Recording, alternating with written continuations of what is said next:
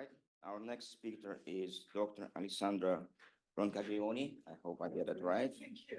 And she is currently head of Laboratory of Environmental and Chemistry and Toxicology at the Mayo Negri Institute of Pharmaceutical Research in Milan. The research interests are in computational chemistry applied to toxicological and environmental health issues, with emphasis on with silica approaches such as QSAR, etc. She is co-author of more than 80 papers, 30 conference presentations, holds several EU-funded research projects as a PI, and has a PhD in life and biomolecular science. The floor is Thank yours. you very much. Well, can you hear me well? I'm not sure which is the mic, but it's working. Great, thank you.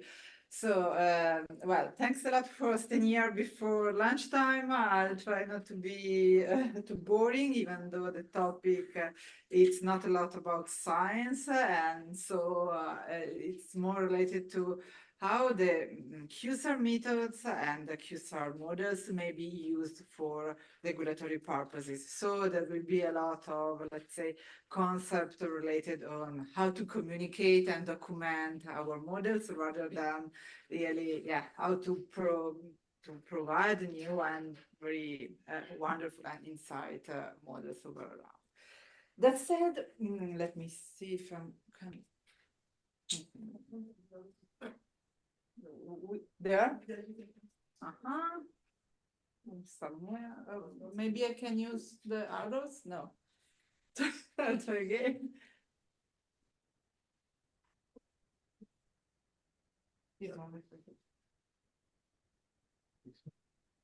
What's going on? Oh, okay. Now it's working. Okay, thanks a lot.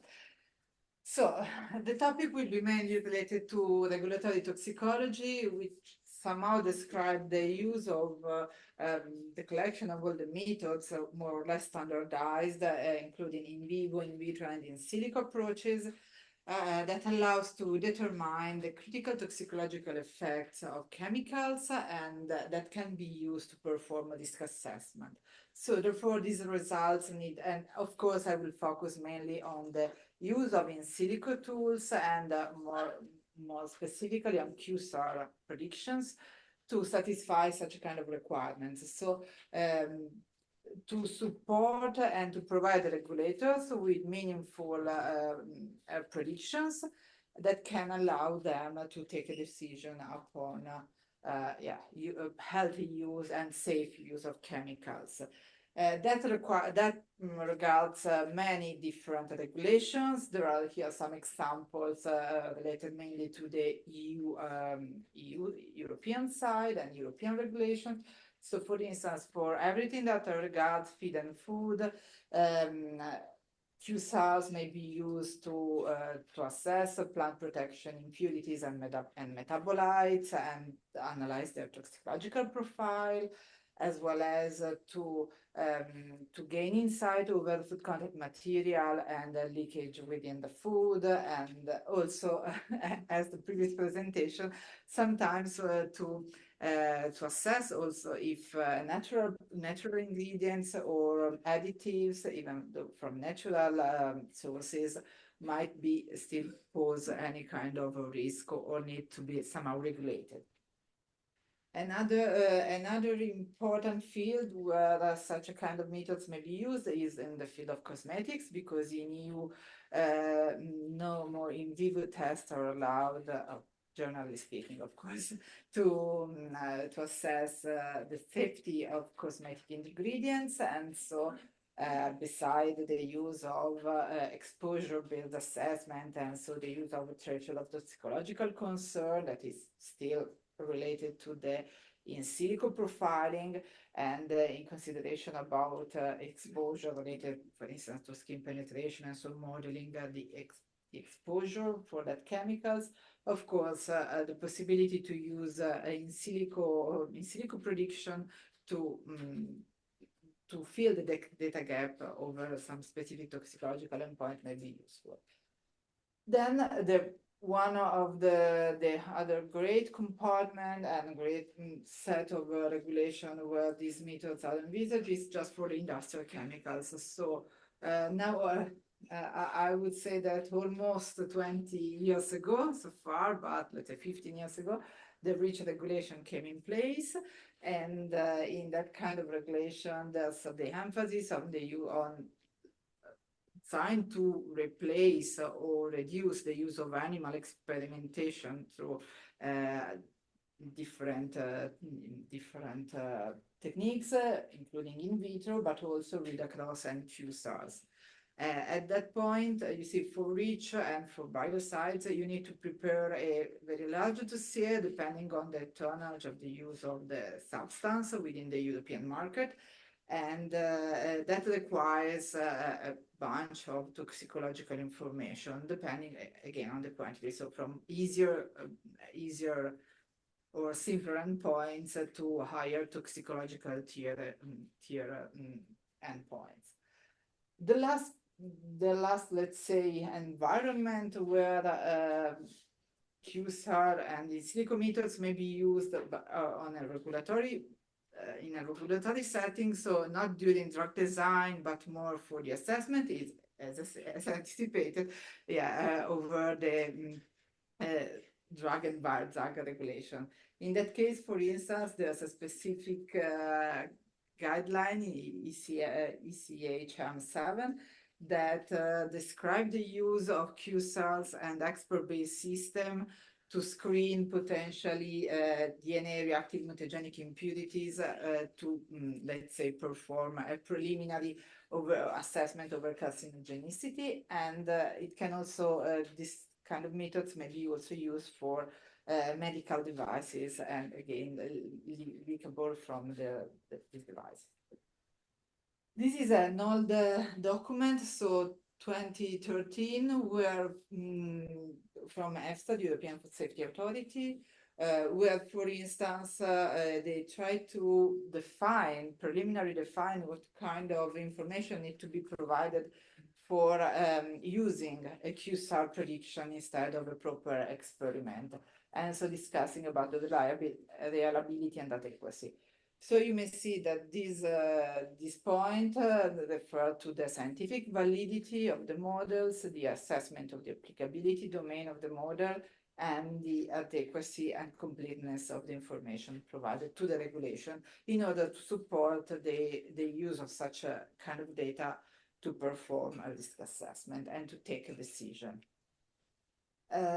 This is what is stated within the REACH about the use of QSAR. So the use of a QSAR prediction is valid if the model is recognized as scientifically valid, if the substance is included within the applicability domain of the model, and the results are adequate for the regulatory purpose you are using that data for.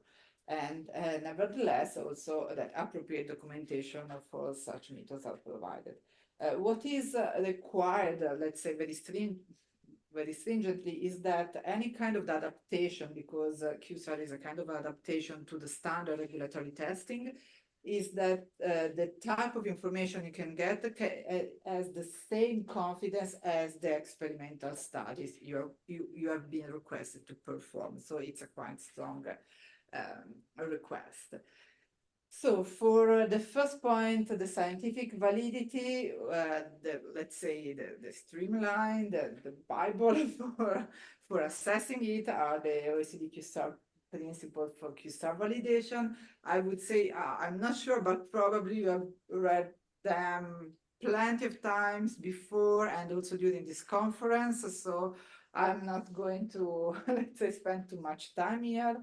Defined endpoint, an unambiguous algorithm, so a kind of the explanation of the model and the applicability domain concept and quality of the model itself, and whenever possible, a mechanistic explanation. If this help to define the validity, the scientific validity of the model, as we have seen, there are a little bit more criteria. More criteria are requested to use a QSAR prediction for REACH, for instance. So, of course, the model should be scientifically valid according to the OSP principles. but the model should be applicable to the query chemical, so the chemical should be included within the applicability domain of the model, and that will somehow identify a reliable QSAR result. But that it's not enough, because this model should be also relevant for regulatory purposes. There are a lot of models for bacteria or plenty of ecotox species, which are not the ones that are used as sentinel species to assess ecotoxicological effects.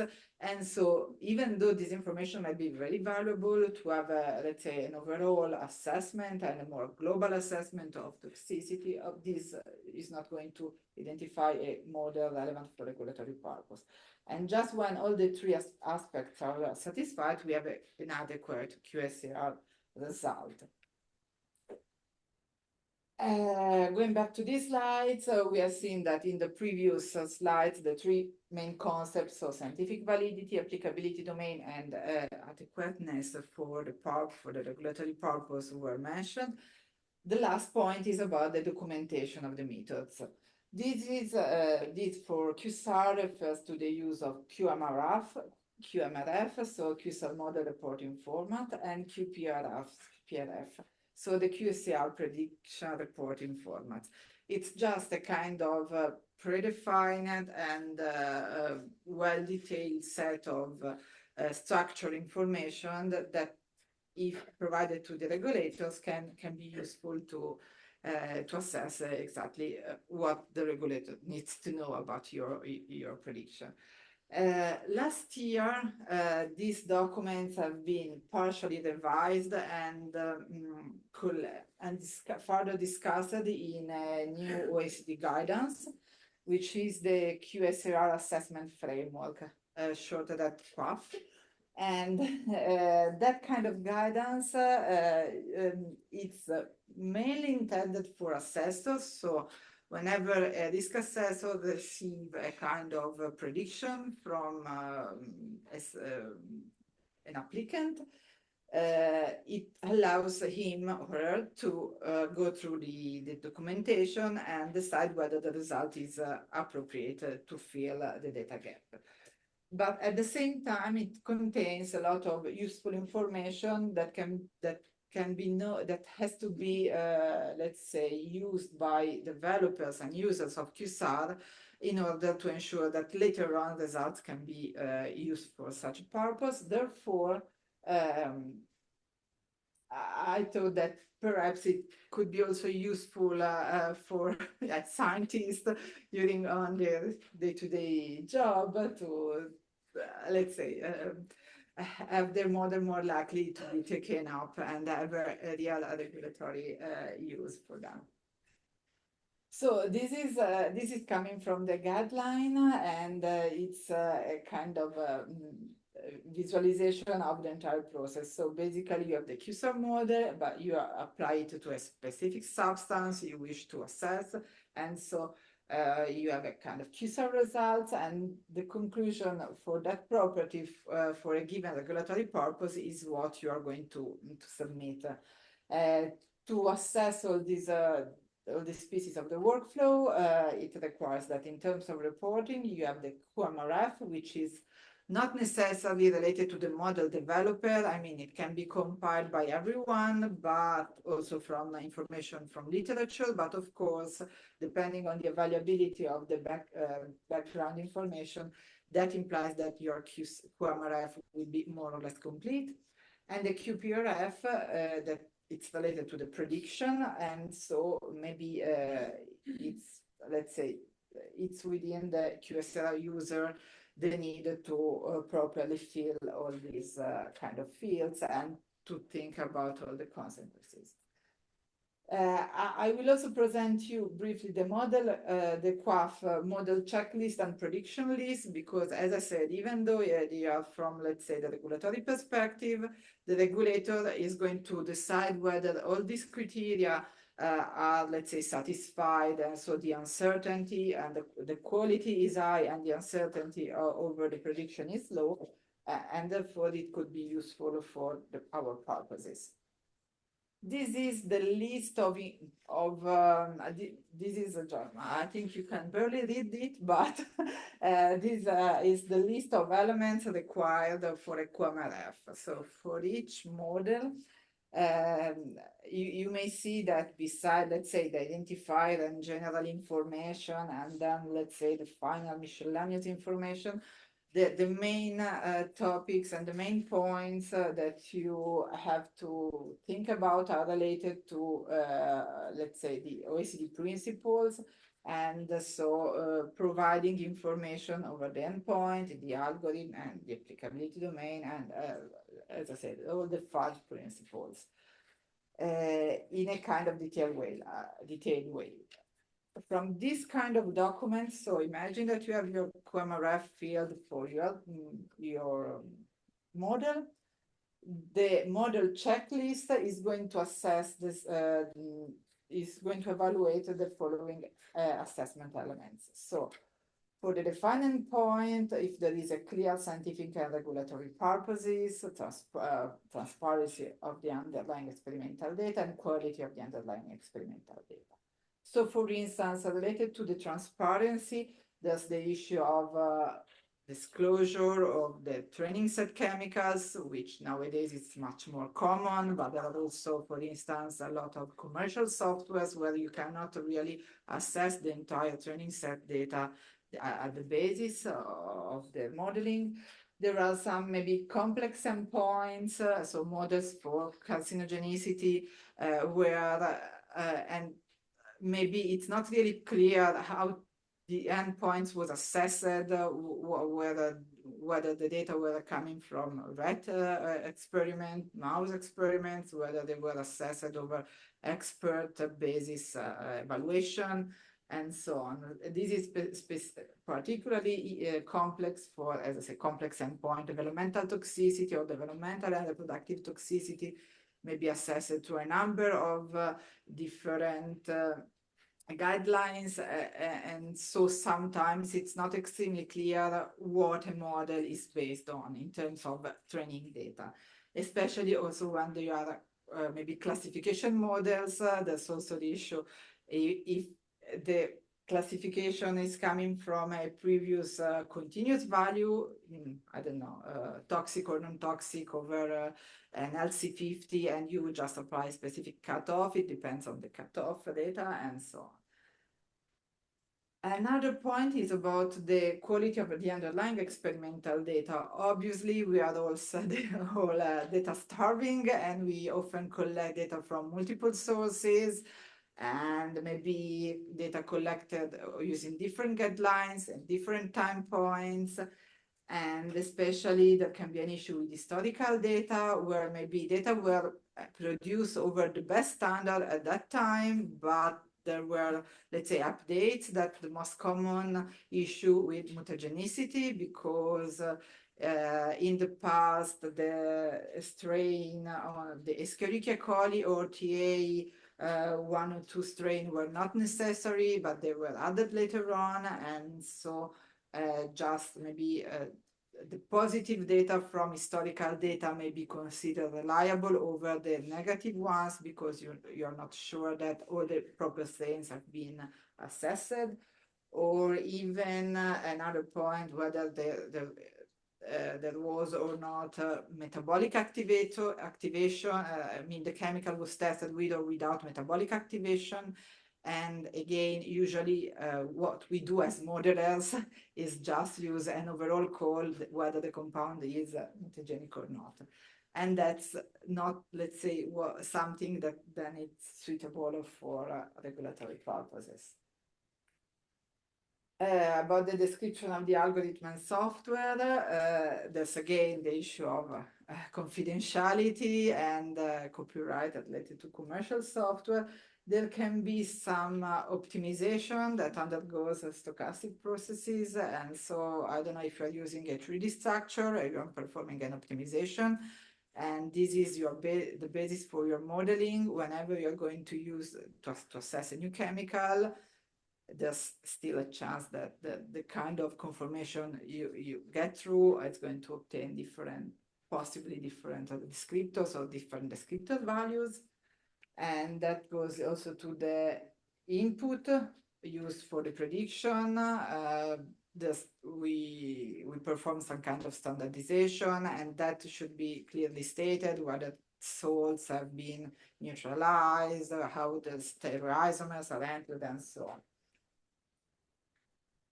Moving to the definition of the applicability domain, of course, there can be, beside a definition, the definition that can be given by the software itself, sometimes there are some limits that are inherently coming from the data cleaning and data pruning. So we are maybe discarding inorganics, organometallics, or whatever. And so even though it's not, let's say, specifically targeted by the applicability domain definition, any limitation that may arise by the preprocessing should be again clearly stated, reported, and let's say assessed more than other.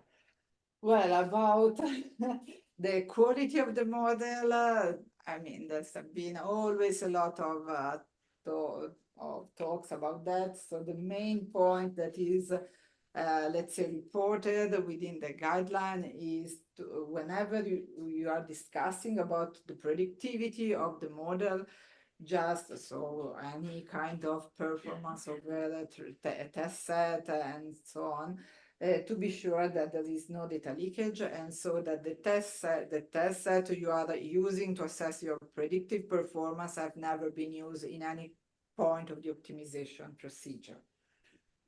And that's all for the model checklist. And then moving to the QSAR prediction reporting format, there has been some slightly changes. Maybe some of you are familiar with that, but with the QAF guideline, they have been somehow rephrased and changed a bit. So therefore, beside the general information, there are some specific fields, and especially the applicability domain is somehow separated by the reliability assessment, which is something also maybe odd, but I will show you what are the elements that goes under the applicability domain and the reliability assessment. So this is about the substances, and the first issue is that we are trying to, I mean, we are using a QSAR prediction based on a structure codified as SMILE as a 2D or 3D molecule that is intended to replace a toxicological endpoint or a physical chemical property calculated over a real substance, which implies that the substance may contain impurities, the substance may be composed by a number of components, I don't know, alkyl chains have different lengths. And so this part is specifically related to what kind of structure are you using to codify your original real substance? And I just would like to point your attention, no, this is not a pointer. Okay, I would like just to point your attention to the two elements in blue. So stereochemical features, because very often these are, I mean, you are just asked to reflect whether stereochemistry may play a role in the toxicological endpoint, and whether this is something that you can or cannot target with your specific model. And as I said, the composition information to see whether the prediction are covering all the components of the real substance. For model and software, there's, I mean, nothing more than what is already included within the QMRF, just reporting a few details about the model, but since it has to come with the QMRF, this is somehow just not that relevant. The prediction, okay, regards the property prediction, whether, as I mentioned before, it has somehow, it is related to specific guidelines, and data are created to match specific guidelines. and specifying explicitly whether the dependent variable was subject to any kind of transformation, because often, especially for toxicological values, the model is developed over the logarithmic of the original toxicological values, and so it's good to provide both terms. So the data as the model is computing, and the data that then is used for the assessment. The input again refers to what kind of molecules you are using you are inputting in your system, of course. But again, here, besides stereochemistry, there's the issue of tautomerism. You are asked to reflect whether, because of course, a different tautomer may imply different chemical descriptors values. And so depending on the input structure, you may have a different value. So you can also eventually think to predict the different tautomers and see if there will be a lot of changes there, or you simply state that the most stable tautomer was used also in the training set, and so the same approach is used to select the best input for your model. Justification of whenever you use different descriptors compared to the original model. Maybe there are also very valuable models in the literature, like old-fashioned linear regression, multilinear regression, but the descriptor was calculated with a software that is nowadays no more available. So you use a new version of the software to calculate, I don't know, the cure and all, whatever descriptor or connectivity index. And you should reflect what you should again emphasize whether this is going to affect or not your prediction. If you have any possibility to compare the original set of computed values with your new software or with your new method, and so on.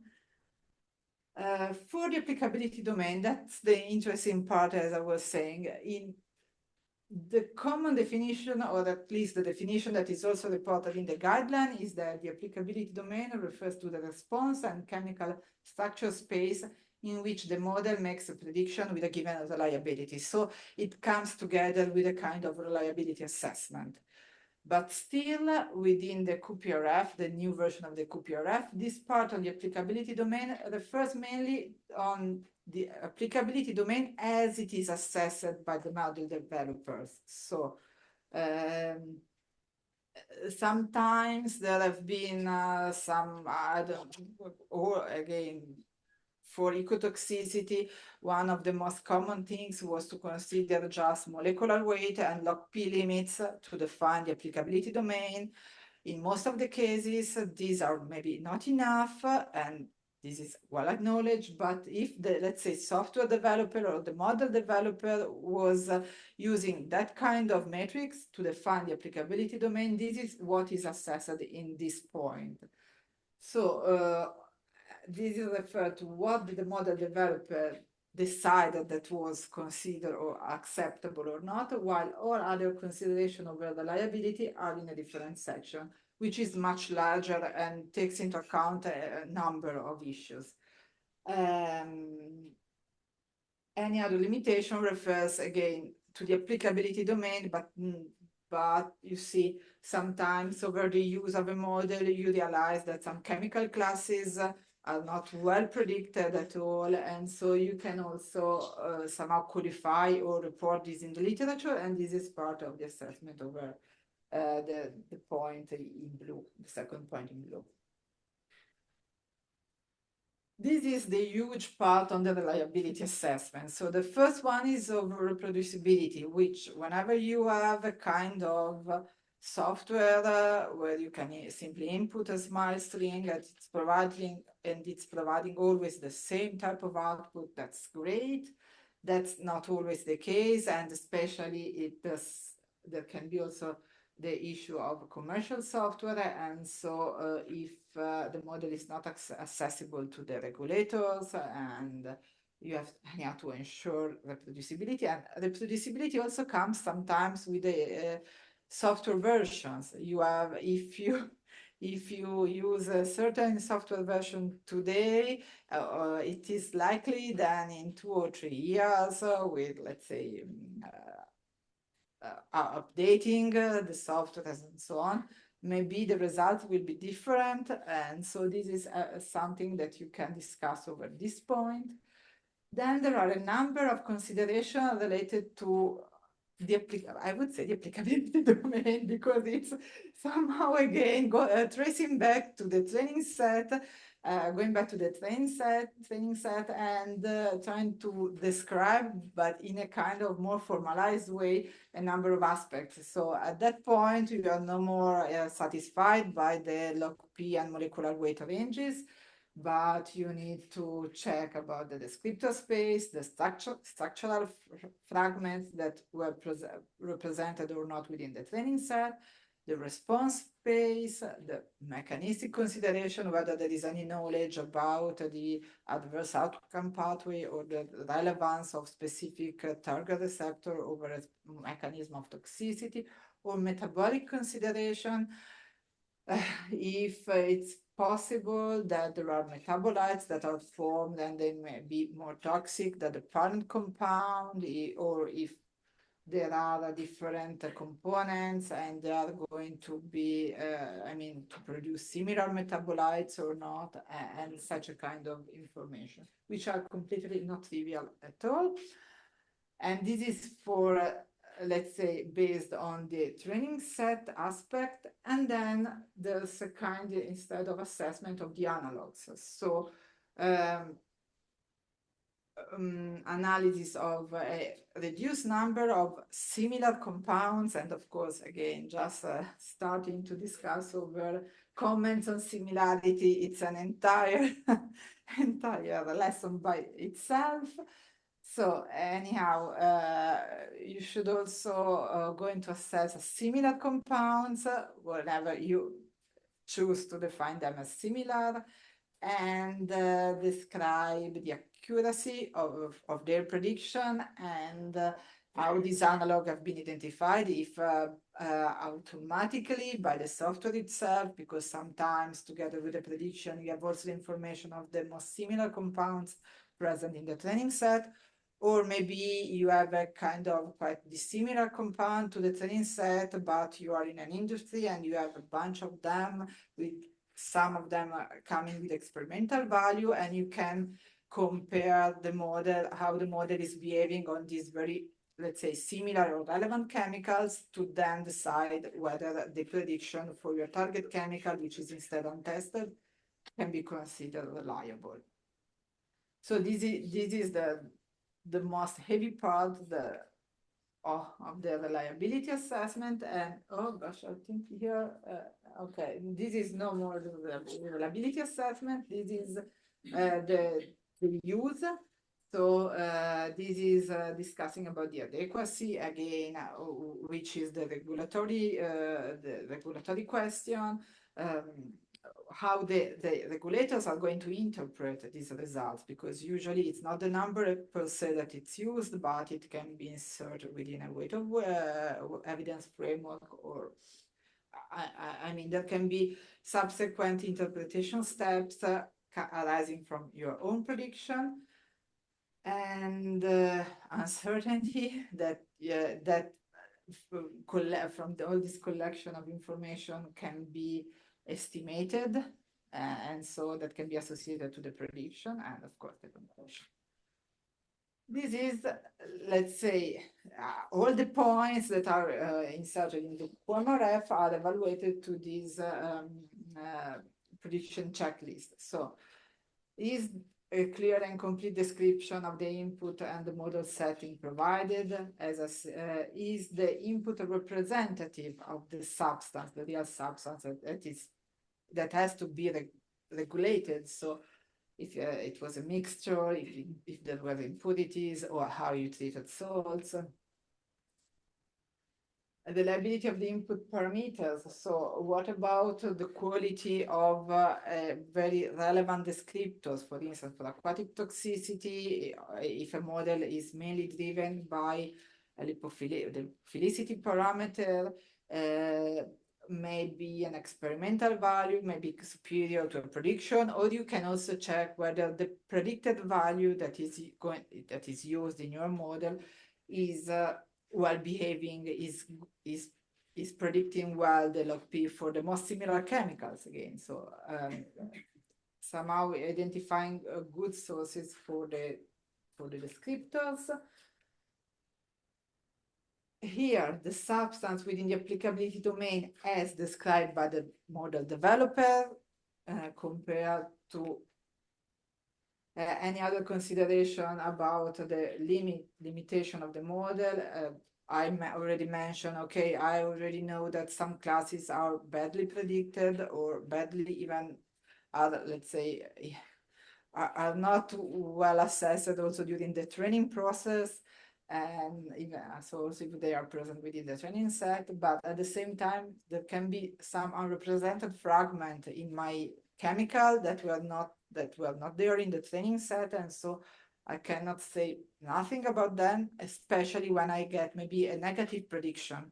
And so I cannot really know if this fragment is going to introduce a toxicity alert within the chemical itself. Okay, we discussed already about the reproducibility. Another point is about the global performance of the model, while there's a specific point about the local performance, so those on the analogs. And as I already mentioned, TK and TD considerations are related to the analogs, whether they are going to share similar toxicological pathways, and especially all in all, the consistency of the information. So you see, you went through a large and very painful bunch of documentation, and whenever from all these analysis it comes out that there are inconsistencies, this is going to be an alert. So I gave you a very simple example. But that's quite common. You have a prediction model that is for aquatic acute toxicity, so an LC50 value prediction, and that is barely comparable with the solubility limit of the substance itself. So you have a very high value, 2000 milligram per liter, but the solubility of the substance is limited to 100 milligram per liter. At that point, the prediction is complete. I mean, it's completely not congruent with the information we have over solubility, and there are a number of other possible things like that. As I said, lipophilicity, since it's very important, you may observe that the prediction is not compatible with the fragments that you observe that are somehow related to increase or decrease of lipophilicity, or in a series, since you are evaluating also the analogs, you see that the prediction is not, let's say, going through the proper trend there, and that kind of stuff. For the regulatory purpose, there are compliance with additional requirements. I already mentioned that, for instance, for the ECHM7, 2 QSARs are required. So one is from a statistical, one prediction should be obtained from a statistical approach, and another one from an expert-based system. And so even though your model is great and it's perfectly fitting for purpose, if you need to have 2 predictions and you're just submitting one, that's not, you are not complying with all these additional requirements for that specific regulation. Another point is related to the decidability from that predicted value. So you have a predicted value that is very close to a cutoff. For instance, you need to define a CLP category for your chemical, and your prediction, and one of the threshold is 10 milligram per kilo or milligram per liter if you're speaking about aquatic toxicity, and your prediction is 9 milligram per liter. You are so close to the boundaries that maybe it's, I mean, perfectly fine and perfectly accurate prediction, but you are so close to the decidability point that that's going to be somehow something still to debate and to sustain maybe with further analysis. Okay, this was more related to, let's say, the unique QMRF and QPRF stories, but the things is going to be a little bit more complex because in principle, and what we often do whenever you want to really assess with more confidence a parameter, is to run multiple QSAR, and so your result is at the end an aggregation of different predictions. That could be related to the fact that you are going to use multiple structures because your substance is composed by different structures, or you are using multiple models for the same endpoint, again, to increase your reliability. At the same, anyhow, at the end of the day, the result checklist is going to discuss more or less the combination of all the models, but still it does not integrate any weight of evidence approach. So whenever you're going to mix a QSAR analysis with other experimental data or with a read-across approach and so on. So just some take-home messages from this part, and I think you have seen that there are several requirements that need to be satisfied to have QSAR models and prediction applicable and acceptable for regulatory purposes.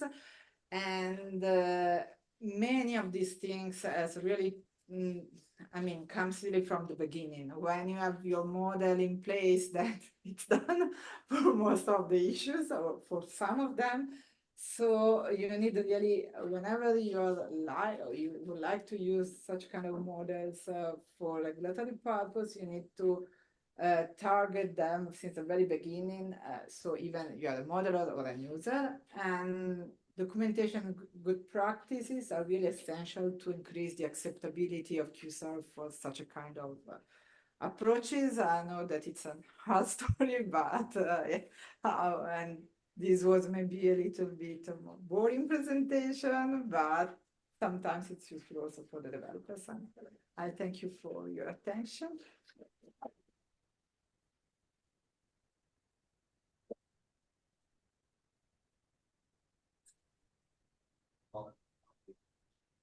Yeah, I have a question. Sure. Thanks so much for the talk.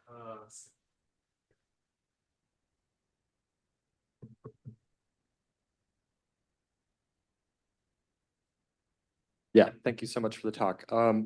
So, so for us as the assessors, right, previously when we would get the predictions, we would just have basically the output that the model developer provided to us. And I guess one big advantage of this new QoF thing is that everything is very standardized. But at the same time, there's not really, I don't know, enforcement of the quality of the information that gets put into it. And, especially you think about like the commercial guys and their data sets, their algorithms, and it's very unsatisfying how they've described it in a lot of cases, right? And so, yeah. And additionally, for the assessor, we're now looking at, tens of pages for every single prediction that we have to go through. So, yeah, do you think that this is really like fit for purpose? Or yeah, what direction do you see this going in the future? Well, from my perspective, so a developer, user, and not an assessor, this is really to, let's see, help the community to be closer to regulatory needs. And for us, it's a pain as well, because similarly, you need to go through a number of pages and describing a lot of details that often are not in the papers or are, let's say, very summarized within the papers. So it's a completely different line of thinking. And what I see there is that at the end, by using probably regarding, let's say, the less transparent approaches, what you can gain there, it's just assessment of the analogs and getting confidence through that, let's say, local space analysis. And what I didn't touch here, because it was more for users and developers, is that this list comes with then a qualitative assessment of the parameters. So it will be at the end of the day a regulator that is going to judge in a kind of, again, expert-based way or even subjective way, depending on the views, whether the let's say the model or the prediction was compliance with consistency of the consistency of information or not, or any of these comes with then a specific grade from high, medium, and low.